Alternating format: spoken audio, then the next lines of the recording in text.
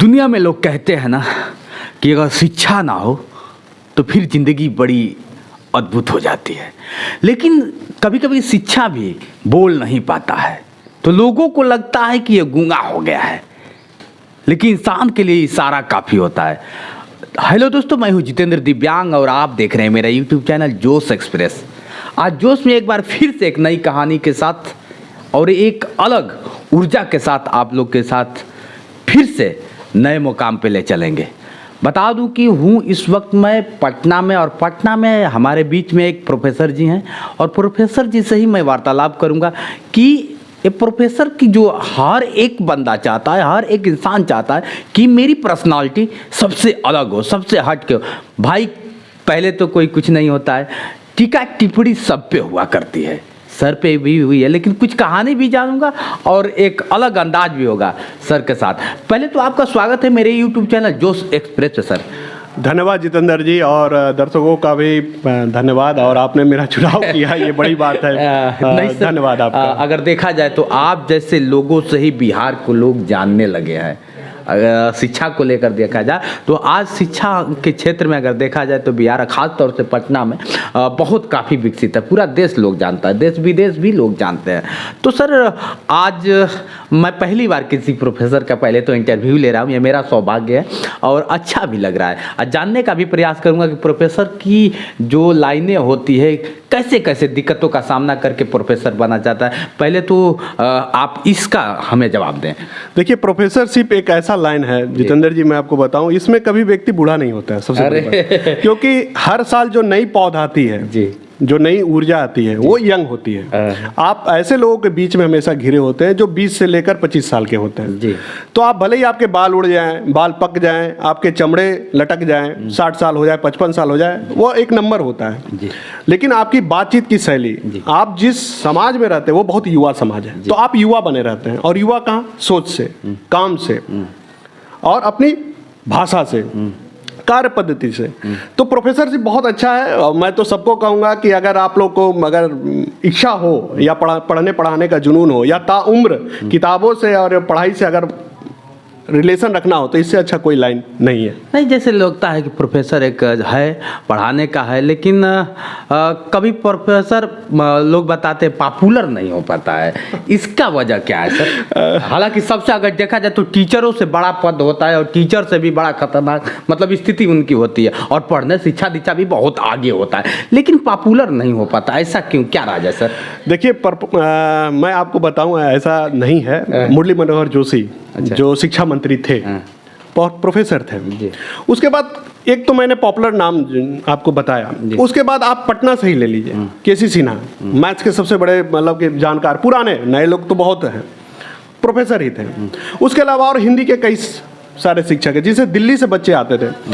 हाँ, अगर पॉपुलैरिटी का मतलब एक माध्यम से जोड़कर देखेंगे आप, जैसे मान लीजिए यूट्यूब पर आपका है, मैं इसी को उदाहरण पे लूँ कि यूट्यूब पर कोई प्रोफेसर क्यों नहीं पॉपुलर होता है, तो यूट्यूब पर भी अगर आप सर्च करेंगे तो कई प्रोफेसर हैं। अब पॉपुलैरिटी का लेवल अगर मिलियन है तो हो सकता है आपकी बात से कहीं ना कहीं मेरी सहमति बनती है। तो आप ऑलरेडी जब एक प्रोफेशन में हैं, दिन भर बच्चों के साथ हैं, तो आपके अंदर का जो खालीपन है वो भर जाता है कहीं। तो आप में वह आग, वह ऊर्जा, आपकी वह भाषा या जो लोकप्रियता के जो मानक हैं, जो भाषा का स्तर है, जो शरीर का बॉडी लैंग्वेज है, वो आप नहीं दे पाते हैं क्योंकि आप परिपूर्ण होते हैं।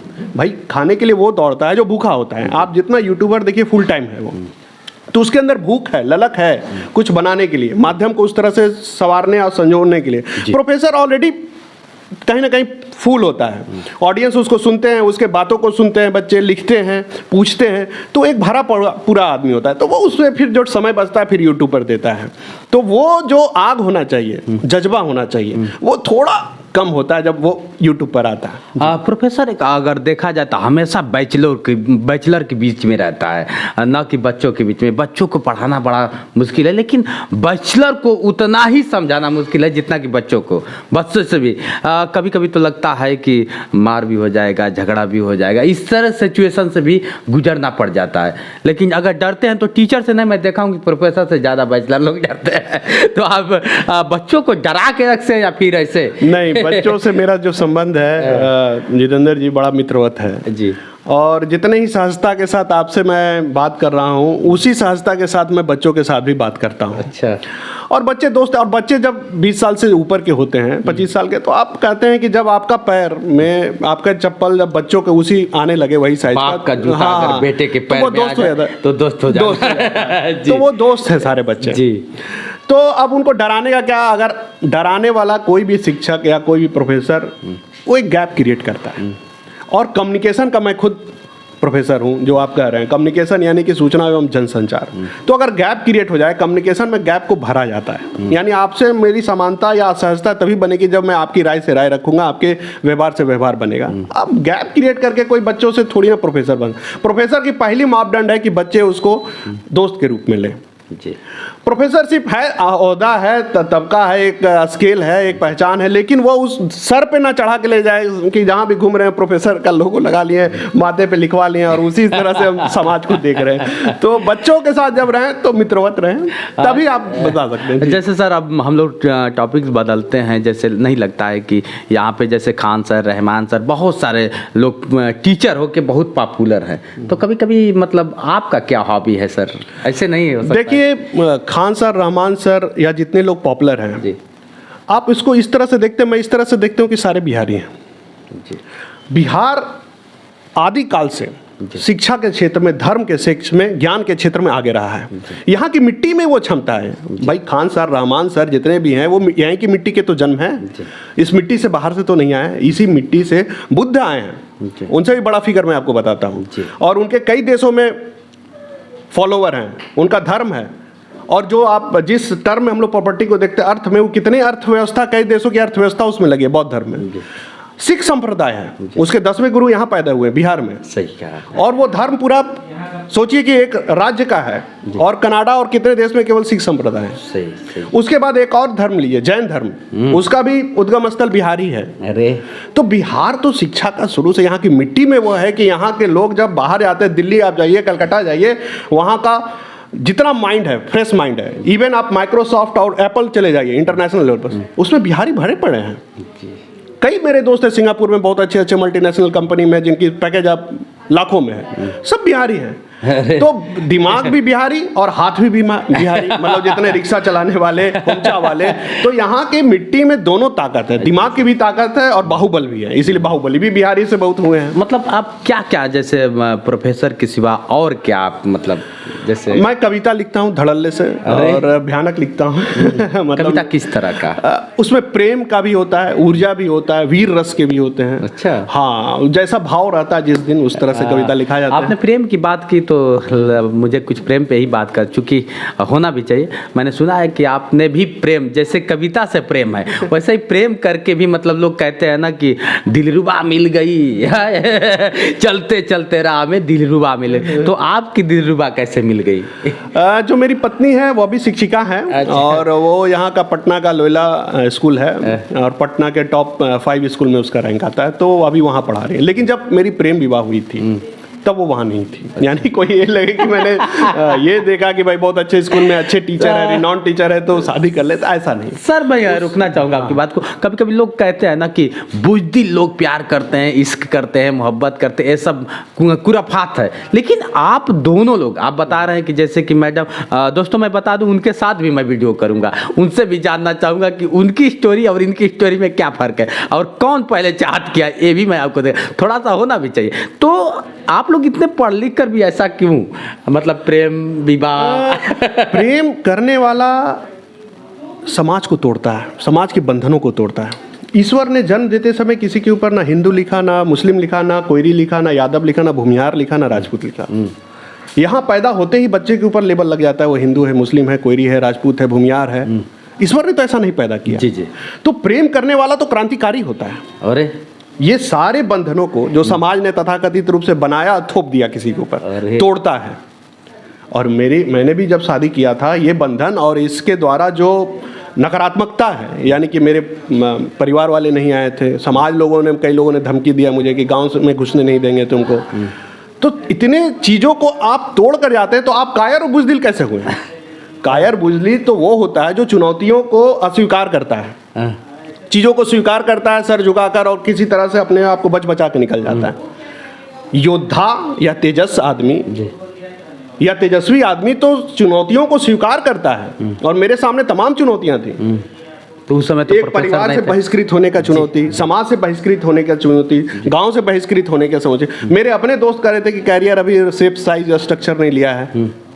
तो इतनी चुनौतियों को, और ये भी मुझे पता है कि फ्यूचर आने वाला जो है, कई लोगों ने ये भी बोला कि अभी जिस लेवल पे कर रहा हूँ उसमें मैं भी बहुत अच्छा नहीं करता था, मैडम भी बहुत औसत दर ये नौकरी करती थी, कहा दाल रोटी का जब रेट पता होगा तब समझ में आएगा। तो बहुत तरह से आर्थिक चुनौती थी। अरे गार्जियन खर्चा मेरा रुक गया उसके बाद।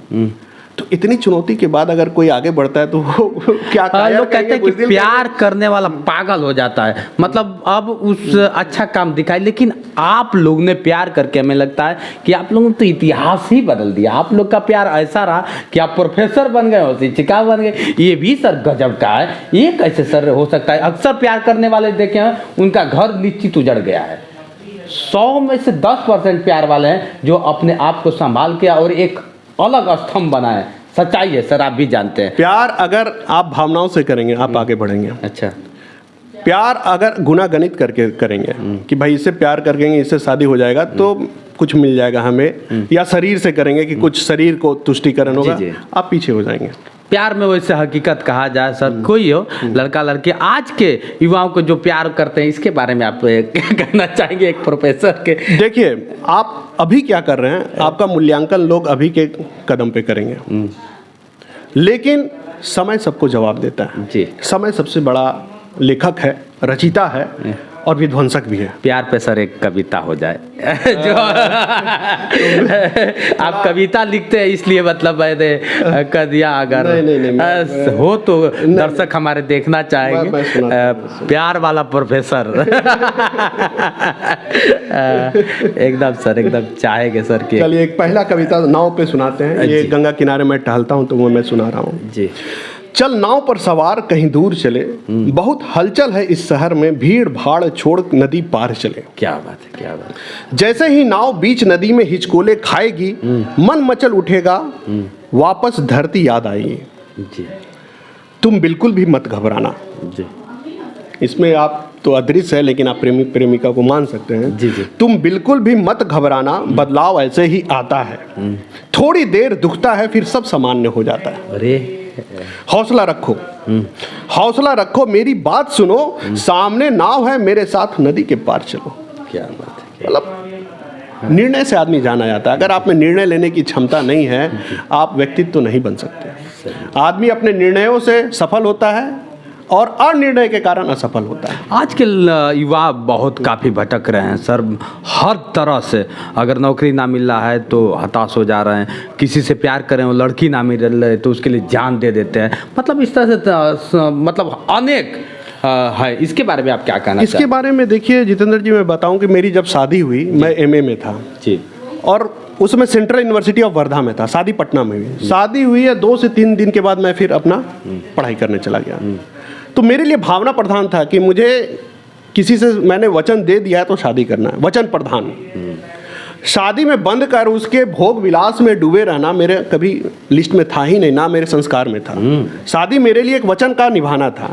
शादी करने के बाद मैं फिर पढ़ाई के लिए चल गया और मेरी पत्नी शिकायत करती कि शादी के कभी 2 साल तक हम लोग इधर इस लॉकडाउन में 2 साल कंटिन्यू रहे हैं, नहीं तो 10 दिन 15 दिन से, क्योंकि उसके बाद पीएचडी करने फिर मैं कलकत्ता चला गया। उसके बाद दिल्ली में जॉब मेरी हुई। तो शादी मेरे लिए कमिटमेंट ज़्यादा था, ना कि भोग विलास, जिसको अगर युवा इसमें लग गए कि शादी हो गई अब दुनिया यही मेरी सीमित हो गई, तो फिर आप अपना भविष्य खुद तय करेंगे। लेकिन शादी हो गई, मैंने जो वचन दिया था वचन निभाया।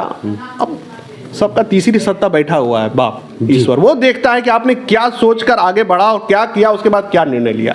मैंने सोच के बढ़ा था कि मुझे किसी को वचन दिया निभाना है, सफलता फिर वो देता गया। सेंट्रल यूनिवर्सिटी में से सारी पीएचडी हुई, जहाँ पर 2 सीटें होती वहाँ पर मैं क्वालिफाई किया। दिल्ली के बेस्ट संस्था में मैं पढ़ाया। अभी बिहार में एक सबसे बेस्ट संस्था है, वहाँ मैं पढ़ा रहा हूँ। कौन सी है सर? आर्यभट्ट नॉलेज यूनिवर्सिटी है, मीठापुर में है, और ये नीतीश कुमार जी का ड्रीम प्रोजेक्ट है। अच्छा। और वहाँ की सारी डिपार्टमेंट जो है बहुत अच्छी है, और वो पहला बैच है जिसमें हम लोग पहले शिक्षक हैं। तो एक आधार तय करने वाले जो पहले शिक्षक होते हैं वो इतिहास बनाते हैं, बच्चों को संस्कार देते हैं, तो उसमें हम लोग टीम में हैं। तो बड़ी बात है। Department of journalism and mass communication है, एमए की पढ़ाई अभी वहाँ शुरू हुई है। अच्छा। हाँ, एमजेएमसी की।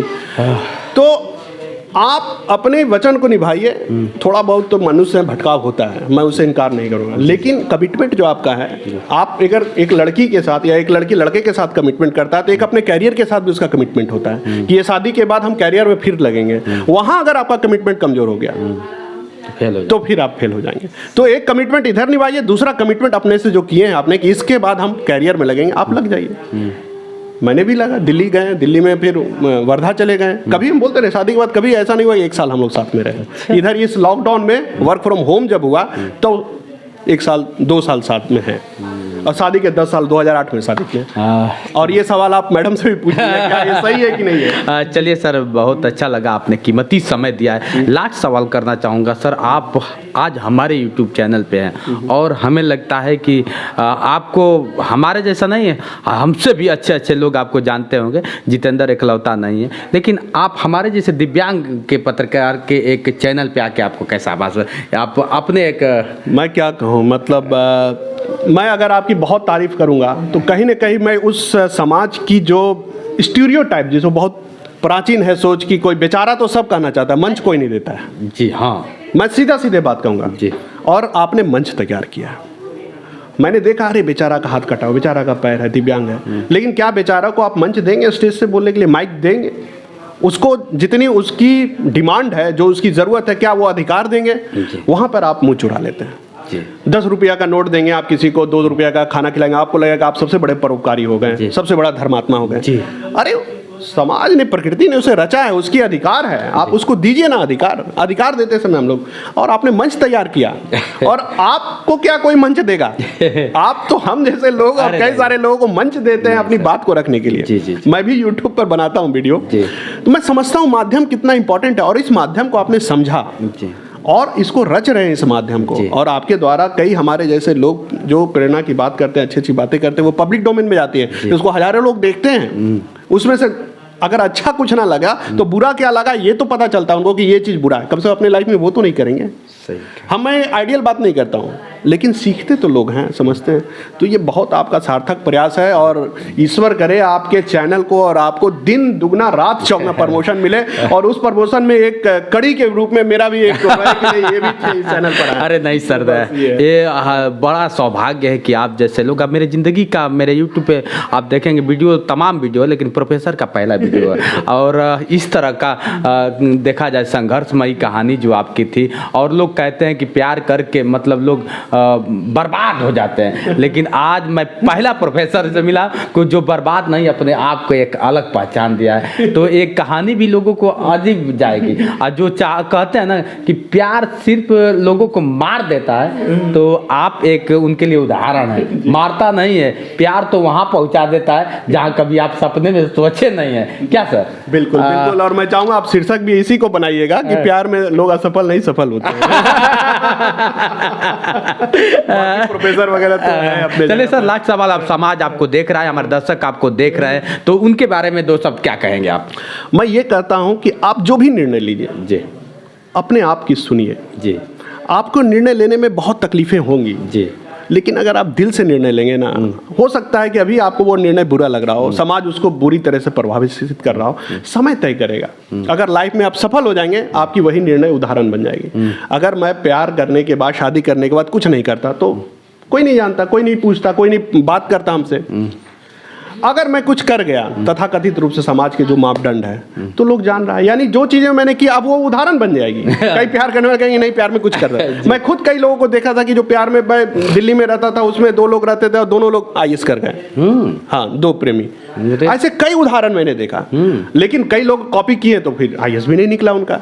तो कॉपी मत करिए, आपकी प्रायोरिटी में क्या है, मानक में क्या है, आपकी प्राथमिकता क्या है, उसको जानिए, और बाकी तो महादेव बैठे हैं सब। बहुत अच्छा लगा सर, आपने जो कीमती समय जितेंद्र को दिया है, आजीवन ऋणी हूँ मैं। चलिए दोस्तों, आज के लिए बस इतना ही। बने रहिए हमारे वीडियो के साथ, फिर ऐसे कुछ अलग मोटिवेशन के साथ मैं आपके साथ फिर उपस्थित हूँगा। मैं हूँ आपका अपना जितेंद्र दिव्यांग, और आप देख रहे हैं मेरा यूट्यूब चैनल जोश एक्सप्रेस। नमस्कार दोस्तों।